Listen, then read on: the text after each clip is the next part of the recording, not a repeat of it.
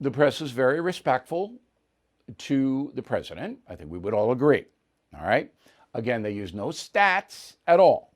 No stats like, you know, Mr. President, what you're saying about the border isn't really true based on what the Border Patrol says or based on what the polling says. It's not really true. None of them did it. Not one of them brought stats into that, which is just a disgrace. I mean, I've been a reporter for a long time. I mean, these people are not prepared. Now, why? Because they don't want to make Biden look bad. They lacked energy. It was an amazing contrast to Donald Trump when they wanted to hurt him, super aggressive. Here they asked a few questions about the border, but nothing meaningful, nothing at all. And they were warned. These reporters in the White House today were warned, you better not embarrass him. And let me back that up. So the Washington Post, which is the newspaper in the nation's capital, they have two columnists that warned the White House press corps to be don't be unnice. Is that a word, unnice? Don't be mean to President Biden. The first one is Margaret Sullivan, okay? And she said in a column, what the press conference shouldn't turn into is a performative exercise in equating two administrations, just to show how tough the press is.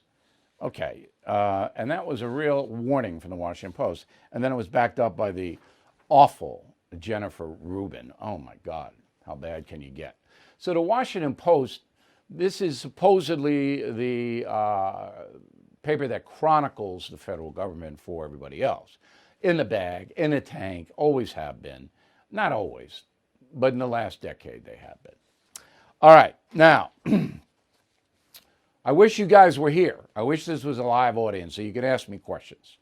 But I want you to write me, bill@BillO'Reilly.com, bill@BillO'Reilly.com. If I was unfair to President Biden, please let me know. I think I handled it in a very fact-based way, and that's my job. All right? It's my job. I gave him a D. I think I was generous in the D. All right? I learned nothing. There were no problem-solving attempts. He didn't even make an attempt to solve any problem. And he misled the world on a number of occasions. So he's lucky he got a D.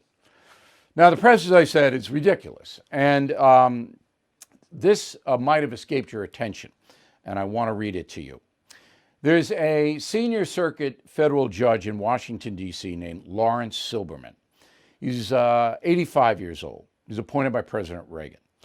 He recently ruled on a case where the New York Times was sued. I believe it was the Times. It might have been another press vehicle.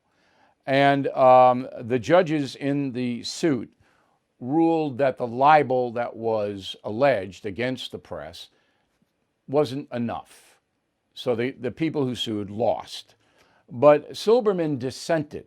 And here's what he said, quote, two of the three most influential papers, at least historically, the New York Times and Washington Post, are virtually Democratic Party broadsheets. The news section of the Wall Street Journal leans in the same direction. The orientation of these three papers is followed by the Associated Press and most large papers across the country, such as the Los Angeles Times, Miami Herald, and Boston Globe. Nearly all television, network, and cable is Democratic Party trumpet. Even the government-supported National Public Radio follows along. Silicon Valley also has an enormous influence over the distribution of news, and it similarly filters news delivery in ways favorable to the Democratic Party, unquote. Now, that is about as true a statement as I've heard this year, 2021. This judge knows that we don't have a free press any longer. We don't have an honest press any longer.